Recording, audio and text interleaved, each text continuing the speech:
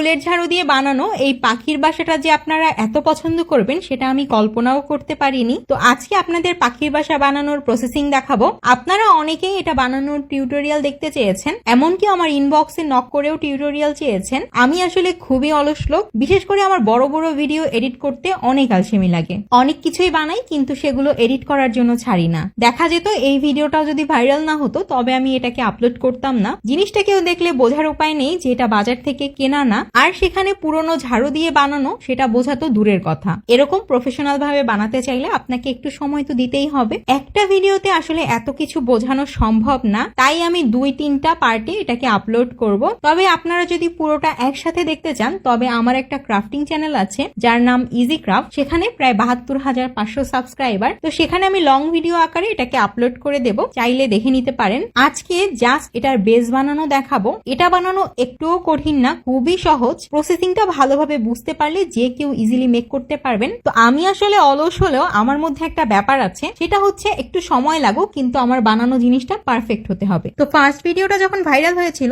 তখন যদি আমি এই ভিডিও টিউটোরিয়াল আপলোড করতে পারতাম তাহলে এটাও হয়তো খুব দ্রুত ভাইরাল হয়ে যেত। এখন কতটা কি ভাইরাল হবে সেটা আমি জানি না, দেখা যাক।